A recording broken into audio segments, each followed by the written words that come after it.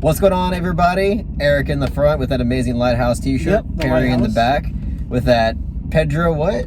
Pedro the Lion. Pedro the Lion. I'm trying to keep from being really excited right now, but we just got out of watching The Northman, which was obviously, I could say it was everybody's most anticipated film of the year, Easily. right? Yeah, hands Okay. down. And it just feels like so surreal talking about it, because it's just one of those things where you just get so excited for a film that when the day comes, it doesn't even feel fully real. But yeah, so The Northman is obviously written and directed by Robert Eggers. And I mean, what's to say about the guy? I mean, he's made essentially two masterpieces, The Witch and The Lighthouse. I'm holding a little bit reservation still on The Lighthouse, but it's, in my opinion, it's either a masterpiece or a damn near masterpiece at the very least. I walked out of The Northman absolutely loving this film. I think that this is such a stunning and brutal piece of filmmaking. Honestly, this film is probably going to contain my favorite shots of the entire year. I mean, just absolutely gorgeous shots in this film. You know, shots that are going to stick with me for the rest of my life. It's really that, like, beautifully crafted in some ways. You know, this film crafts a world that is so believable and so authentic, and it's bizarre with it. It's not afraid to get into really uncomfortable territory. You know, it's, you know, I mean, if you're going into this film, you know, expecting a Viking action movie, you do get that, but also prepare yourself for, you know, some scenes and some moments and some context in this film that is something that you're not going to expect. Like, it is bizarre, but, you know, at the same time, I'm sure is also, you know, historically accurate in certain ways. But either way, yeah, this film was a bizarre but riveting experience. It's you know, visually it's beautiful. The sound is incredible. I mean, the score for the most part I really loved, not only the way it sounds but the way it's incorporated into the film. Yeah, like, I could really go on all day about it, but I really love this film. I mean, for right now, just from my reaction from it, I can say that it certainly did not disappoint. This film was definitely an experience for sure. All right, I'll pass it on to Eric since he's in the front. So, shocker on Shock Street. I thought this movie was fucking incredible. Yeah. Just for a bit of context, I wasn't here during the Lighthouse review. I'm not gonna like review that. I just want to say that that's one of my favorite films ever, and I've seen it like 8 fucking times. Endlessly rewatchable movie, and I adore The Witch. The Witch is a movie I hold very near and dear to me. And, like, you know, The Northman is such a movie you could easily get excited about, and I was trying to keep my expectations in check, and I feel like I did a good job at doing that. And just this movie fucking blew me away. It did not disappoint, like, whatsoever. I thoroughly loved my experience with this film. To me, it's kind of another movie that just, like, fires on all cylinders. From the get-go, this movie just is so gorgeously shot. Like the first real shot of the movie, like, is gonna be embedded in my head. And oh my god, it's another incredibly atmospheric movie. I just love movies that you really feel like you're a part of the environment. It's another Eggers movie that you just feel like the physicality of everything. Especially this movie. Like, there are like action scenes and that you really feel the impact, and like scenes of like being in the open ocean, you just really, you get that sense that you're out in the sea with them. I don't even really know where to go. Everybody did a fucking phenomenal job. The sound design, me and Perry were talking about this before the review. Like, this movie is so fucking violent, and I loved it. Every single fucking act of violence, you just really feel the fucking weight of it. It's so fucking great at that. And I don't know, even like performances like Bjork, she's not in the movie very much, and you know, I love her music and her acting roles, but yeah, she was fucking great in this. Like, they did a really good job of utilizing her ability, and also, like, I just love her character design. Oh yeah, her character design is amazing. And her, yeah, it just her whole get up and her whole like character is just so fucking great. Fucking love this movie. Yeah. But I want Perry to go before I just keep rambling. Yep. Well, I can say for certainty that this is my least favorite of Eggers' films so far. But, with that being said, yes, there is a but. I think this film is excellent. I really loved it. The Lighthouse and The Witch are two of my favorite films of all time. They're both in my top 50 favorite films of all time. Lighthouse especially is my 16th favorite film of all time. And yeah, I'm in pretty much in the same boat with Carlos and Eric. This movie fucking blew me away. Floored me pretty much from start to finish. I hear a lot of people complaining that it slows down too much in the second act, but me personally, like, I was never like bored throughout the movie. I was always on the edge of my seat, even when the film does slow down, which I'm glad it does, because everything that happens in the first act happens in like quick succession. And so the fact that the film slows down in the second act, I think it made the payoff in the third act feel even more rewarding.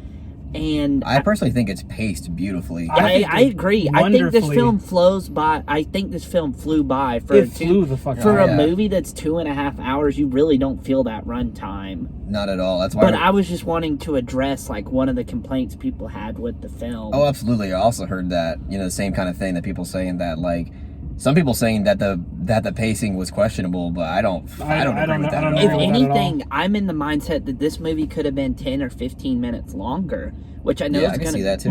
Which I know is going to be a hot take, but I think that they could have done more.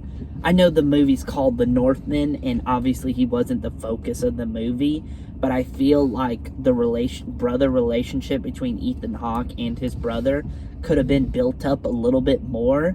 That way, Ethan Hawke, you know, he felt more like, I felt more the weight of his, like, outcome, as opposed to, you know, oh, this is just a plot device that we have to get past to get to, you know, the real meat of the story. Which, like I said, I understand it's called The Northman, but like I said, the outcome of his character, I don't think I've felt what the film wanted me to feel. But that's another thing about this film, is like, this film isn't going for like real like emotional pathos. This film is more about sheer brutality. So if you go into this film like, you know, wanting a very like emotionally like devastating experience, you're not going to get that. But that's not what this film is going for. This film is just an incredibly brutal experience from start to finish. Yeah, I wouldn't say it's an emotional film, but it is a shocking movie. Yeah, it is very shocking. It's going to get reactions out of you just because of some like story and character twists. It's a very visceral movie. I had Mm-hmm. like honest physical reactions in the theater.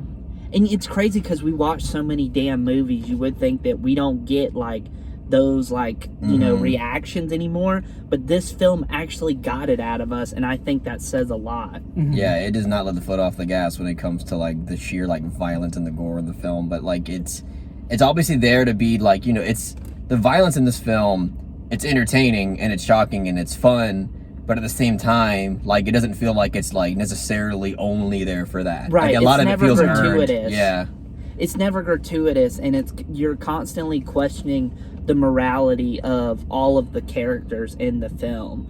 And you know, your morality, you as an audience member, is being put to the test with certain revelations, which I really loved, because the film makes this, you know, the trailer, you know, the way they sell it, they make it seem like it's pretty straightforward, but there are subversions in there that make for a more meatier, much more interesting film, in my opinion. Yeah, I like the added I love the added layers that you find out later in the movie.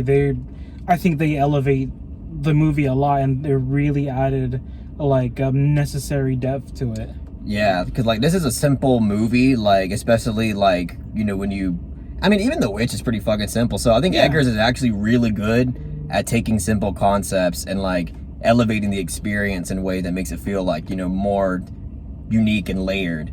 So like The Northman, I would describe it as that, like it's a simple revenge tale, but in a lot of ways it's unlike anything you've ever seen. Yeah. And yeah, I think it's incredible. I mean, in regards to studio interference, was hearing a lot about this in terms of this film, having issues in that regard. And I mean, to be completely honest, there were like some scenes that were giving that vibe off, like in the sense that the studios kind of felt like they had to either write it this way or insert it this way because they felt like maybe the audience would be too confused in some regards. Like there's one scene in particular, like in the third act of this film. That scene on the boat in the third act, I was like, this doesn't feel like the rest of the movie. It felt like just like a tad bit out of place in terms of, not really conceptually, but just like the writing and the execution of it felt kind of Hollywood-ish. That's interesting because I know exactly what you're referring to, and in other movies that would bother me, and I swear I'm not just saying this just because I love Eggers, but I really did buy into what they're trying to convey. Like it didn't feel like a cliche Hollywood moment, and I can see like in a vacuum how it would be, but I just think it was, I just thought it was like warranted, and I bought it. Yeah, I mean it's interesting because like as I said, conceptually speaking, I don't have a problem with it. I think it's perfect, and I think it's a necessary scene to have. It's just, I guess, the execution and the writing of it, it just felt not like the way Eggers would necessarily write something. That's all I'm saying. And it was noticeable when I was watching it. But really, like, other than that scene, like, there's pretty much no other scene in this film that, I felt like was too studio or too Hollywood. Like, the vast majority, like 95% of this movie is like straight on Robert Eggers. He's doing his thing, his vision, his fingerprints are all over it. So in terms of studio interference, I wouldn't say that it's that severe to where it's dragging the movie down. Like it's only, again, for me, like a few minutes of film, like in the third act for me personally, that felt that way. But overall, I honestly wouldn't really worry about that going into this movie because I think it delivers on so many other things incredibly well. And I think Robert Eggers accomplished his vision with all that studio interference. He was able to accomplish it pretty fucking well. Granted, that scene is a key character moment, though. Yeah, it is. Like, sure, you could argue it's like cliche, but it is a key character moment, and that's kind of why I'm like more so with Eric on this one, and I actually like that scene because I think it like is very crucial to Amlet's character. And I mean, in terms of story, like, you got to think the story that this is based off of, it inspired Hamlet, the classic Shakespeare play. So I think that's another thing people need to go into, like, not going into this film expecting like the story to be like, something incredibly new that you've never seen before. There are a couple of subversions, but like that, for the most part, it is like beat by beat, like you've seen like these tropes done in other movies. It's just the filmmaking exactly that really elevates everything. Absolutely, I'm with you. To a whole nother level. I love this movie because of the filmmaking, and because of the acting. Oh yeah. I mean, even Anya Taylor-Joy, I think she did fucking really fantastic in this film. Oh yeah, she's great in this film. It's not like the most like showy, like, oh, I'm gonna like act my heart out in an Oscar-y kind of way, but no, she's really great in the film. I mean, I'm sorry. Go ahead. No, you got it, Perry. I was just saying, even Alexander Skarsgård, who's like, not an actor I'm like overly familiar with, like he's the star of the movie, so a lot of the movie rests on his shoulder, and he definitely rose to the challenge. Yeah, there's nobody else I would have casted to play this character except Alexander Skarsgård after coming out of the movie. I feel you. Like during the lead up to this movie, like I saw him as a casting choice, and I was like, that's an interesting choice. It was a little bit of a head scratcher, but after this movie, all of that washed away. He fucking sold what he was doing, like, amazingly. I have to agree. I think he plays a very visceral character, and I think he was able to portray that incredibly well. Very like barbaric, but also human. It's no surprise that the cinematography is absolutely stunning because, I mean, it's Jaron Blasky who also shot The Lighthouse. So, like, knowing that, like, of course you're going to have some God-tier cinematography in here. I love the locations of this movie, too. Like, it's so beautiful. Incredibly authentic. Oh, yeah. And just, like, I remember when this film was first, like, when there was info about this film being released first, like, we got some amazing pictures of, like, authentic sets being built, and I remember seeing that and just being absolutely stoked for this movie. And I gotta say, like, in terms of, like, you know, in terms of the sets and the set pieces and the costume design and just the world building aspect of it was, like, really on point. Very authentic. Very immersive. What blows my mind about this movie is the blend of Eggers, you know, like fever dream, like nightmarish, you know, surreal, like visual style that he's known for, being so blended so well with the more like down and dirty, you know, just brutal Viking, you know, action movie. Because it could have felt like totally two different films, but when those scenes happen, when you get the more like fever dream-esque scenes like you would see in The Lighthouse, it feels natural to the world, and you never feel like you're watching another movie. It always feels consistent with the movie that you've been experiencing up to that point. Yeah, which is impressive considering that this is definitely the most ambitious Eggers movie in terms of scale. Like, because like Perry said, this film is actually pretty action packed, and I mean it's not like action packed in the same way that a Hollywood movie is, but I mean it's still there's some really well choreographed scenes. Oh yeah, that goes on. There was one scene in particular where a camera was just panning through a village. Oh, I love that. One of the best scenes in the film, in my I'm with opinion. you. When I saw that, I was like, wow, like this is amazing. Yeah, like the action, like again, this is something that's, you know, Robert Eggers is kind of going into new territory here with, you know, having these really, you know, action-packed segments, and I think he was able to accomplish that really well. Because that was something I was watching and I was like, damn, like I can't believe like Eggers is like, you know, having this much action in the movie, because it's something that is different from what we've seen from his previous two films, and it's just really awesome to see him like be able to pull that off. Yeah, that just goes to show like what a master he is, because I really do consider Robert Eggers a modern master.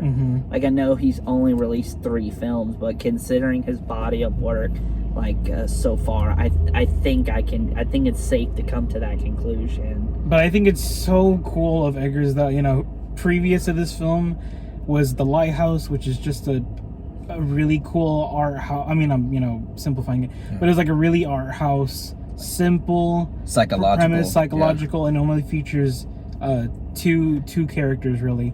And then his next film, he has this fucking crazy ass, very ambitious epic, and he executes it so well. Like, I think that's awesome of him. There were a lot of elements of this film too that reminded me a bit of Zelda, just in terms of like structure and also like culturally. It just like gave off that vibe of like, you know, this is like an adventure. You feel like you're going on an adventure, and also the supernatural aspect to this film that's incorporated. First of all, I think it's woven into the film really well, like in terms of the atmosphere and the way that you know it pretty much commits to the mythical aspects of it, and I like the way that it went about that. And that's also another way that it kind of reminded me of Zelda. Like, it's like this big adventure that you're following the main character on, who is fucking like, you know, unstoppable, you know, and he has a fate that he has to fulfill, and, you know, just the different stages of that kind of story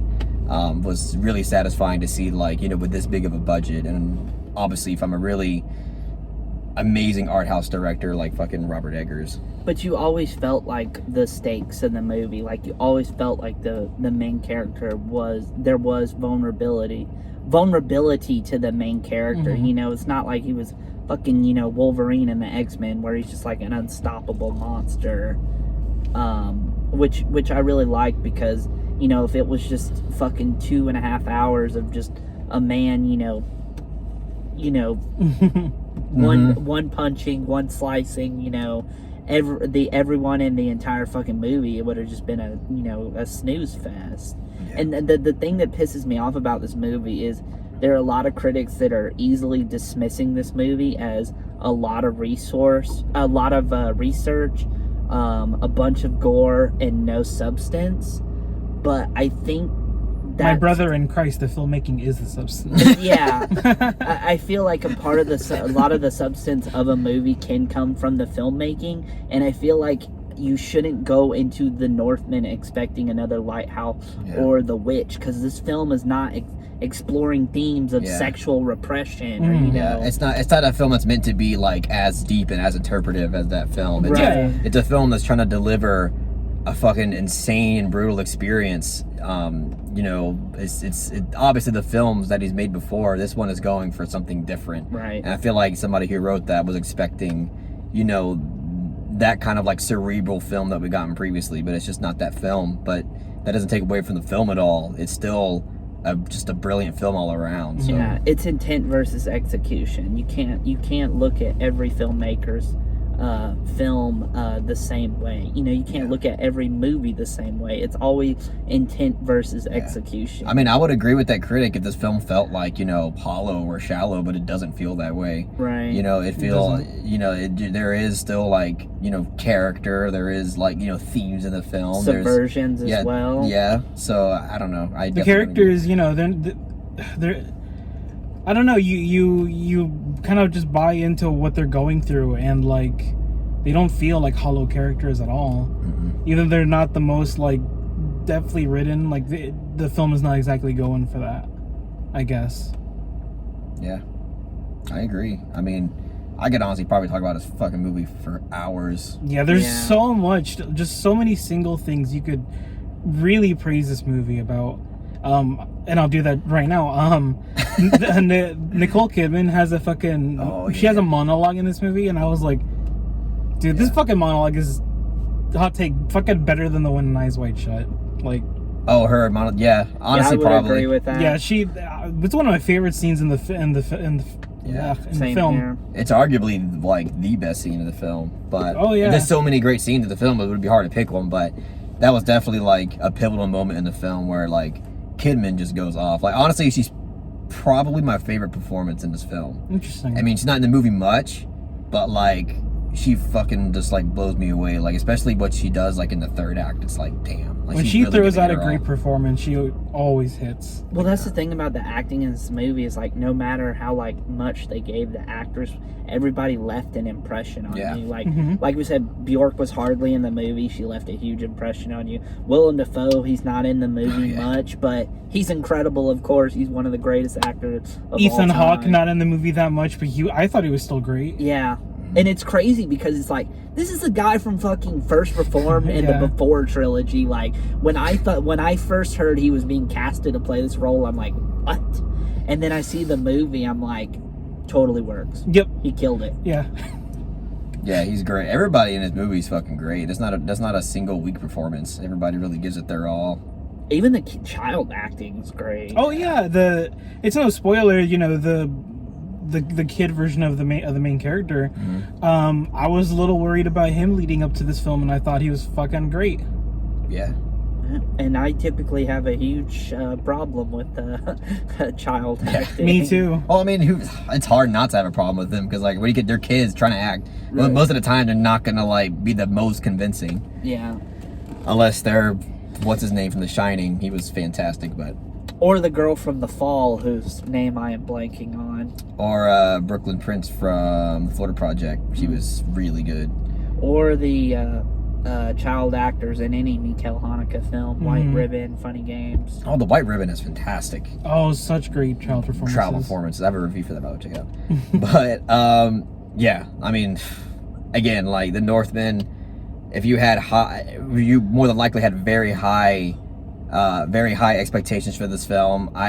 Me personally, I think that it's gonna meet them. Like, there's a huge chance that you're not gonna walk away from this movie disappointed because it delivers so much. Again, world building, brutality, excellent acting, great, story and character moments. Again, I can't stress enough how, like, you know, bizarre this film gets. There is moments where you're like, fuck, they're going all the way, and I love the boldness of Robert Eggers to, you know, capture this kind of uncomfortable and, you know, odd moments in the film in regards to certain characters and shit. But yeah, so this film's great. I don't know if you guys want to talk about it more, but have we brought? I'm sorry, Perry.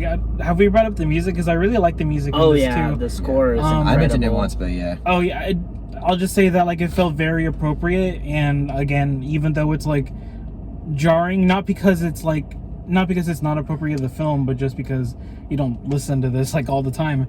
It really like did a great job in immersing you in the atmosphere of the movie. The drums. Oh, I love the drums. Yeah. When the characters start banging on the drums, it's so great. I love it. Gets you hyped.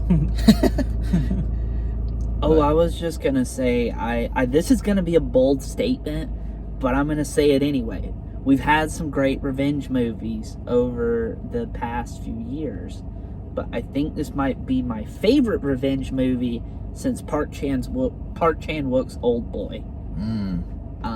I would actually put this over I Saw the Devil and Revenge and even The Revenant and Revenge. I mean, Mandy's pretty fucking dope too.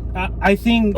That's Mandy's really good. Maybe I should have made. No. I'm gonna say that easily the three standouts of revenge films for me now are Barry Lyndon, fucking. What's the one you just mentioned? I feel like that kind of puts Barry Lyndon in a box. So like it's so much more than a revenge movie. I can see that. Yeah. I mean, I guess it is a revenge movie in a way, but not. There are things in the Northman that did remind me of Barry Lyndon a little bit. I can see that. Not a whole lot, but yeah. There was one shot in particular that reminded me of Come and See. I was thinking that in the movie. That I was like, this is. Yeah, it was like, I feel very Come and See vibes right now. Yeah. Old Boy and The Northman. So yeah. Old Boy and what? The Northman. Oh, The Northman. Oh, okay, yeah. I love Mandy to death, but I'm sorry, this film is I fucking think better I like than Mandy. this more than Mandy too. Not even a question. No, yeah. This would probably. I mean, I don't know if I'll bet the claim right now, but like, this is definitely the best revenge movie I like in recent memory, you know, for sure. But yeah. Cynic's gonna get mad at us. He's like, what about The Revenant? Oh, The Revenant is pretty fucking dope too. But I would probably put this above The Revenant. I will say some of the action in this movie like gave me Revenant vibes. Yes, it did.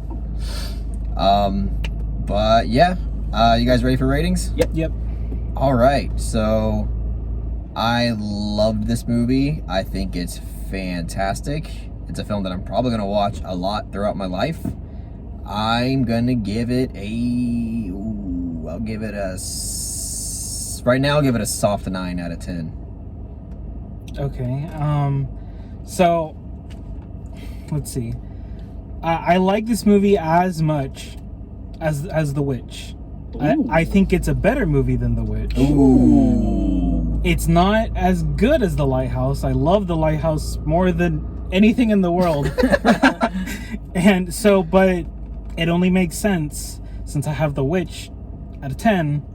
I'm gonna give this movie a 10 out of 10. Damn, bro, you've given 2 10s. I know, it's crazy. I know, but they're warranted 10s. I mean, everything, everywhere, all at once. I saw Everything Everywhere. Not to mention Drive My Car. He gave Drive My Car a 10 as well. Yeah, I'm generous. I'm sorry. No, I mean, I'm generous too. Yeah, I mean, I haven't given a 10 out on this channel since we reviewed The Lighthouse back in 2019. But there are films I've seen rewatch and have raised my rating to a 10, like Parasite is now at a 10, Once Upon a Time in Hollywood, Uncut Gems. Yeah, I wasn't here for the Titan review, but I gave Titan a 9 for the longest time, and then I rewatched it. I'm like, it's 10. I think that movie's excellent too. I gave it a 7. Very strong 7 though. F's in the chat. All right, so what did you say your grade, Perry? Oh no, I didn't. I'm with Carlos. I'm gonna give it a soft 9 out of 10. Nice. I fucking love this film. I love it too. No, I know we all love it. This is the film to beat now for this year. Shit. Honestly, I don't know what's my favorite so far this year. Everything Everywhere All at Once with The Northman. I'm like, I'm like in a crisis right now between I the two. slightly like this a little bit more than Everything Everywhere All at Once. You know, it's funny because after I watched Everything Everywhere for the second time, I was like, you know what? I don't know if the Northman can be beat. And then I watched the Northman. I'm like, I should have never doubted Robert Eggers. I should have never doubted this man. And Robert Eggers, we trust. Oh man, I just can't believe we actually watched it. We're talking about it right now. I know. It's just absolutely unreal. But there's still a lot of great movies up ahead this year. This year is going to be an We still got absolute banger. Vortex. Yeah. Yeah. New Cronenberg film, too. Oh, I'm so excited for that. Cronenberg film, Ari Aster film with Joaquin Phoenix. Scorsese. Lanthimos. Doesn't he have another film coming Yeah. out? I hope it comes out with, this year. with Defoe, which is insane. And then you got fucking Alejandro Gonzalez Iñárritu film that's coming gonna be out. crazy. New Taku Waititi film coming out. Well, Carlos isn't gonna watch that. What not? It's Thor 11. Oh something. no! Yeah, I'm not gonna watch Yeah. that. I was like, it's a Thor movie. Okay, I didn't know it was a But Thor fucking Natalie Portman's fucking swole. movie. Oh yeah, I saw the screenshot of her bicep and her body. I was like, Jesus damn. Christ, she's ripped. She's gonna be in the Northman too. Not to mention, we still haven't The seen Northman. Morbius. I hear that is a Sorry, it was all-time bad. classic. Oh, Jared Leto, yeah. Jared Leto, believe it or not, made $436 trillion in the box office. And he's Very going to get good. nominated for Best Actor ever in the world. That movie currently holds a 294% on Rotten Tomatoes. Well deserved. I want to see the movie so bad. I love the part in the trailer where he goes, "It's morbid time." It's morbid time. Any last thoughts you want to say? Or I'll be sucking this movie's dick for years to come. Yeah. same here, dude. It's excellent. Yeah. The hype is real, guys. The hype is real, I'd say. All right, guys. That's all we got to say about the Northman. If you really enjoyed this video, please give it that thumbs up and share it amongst your friends. And don't forget to subscribe to the channel to be updated on more film-related content. Peace. Peace.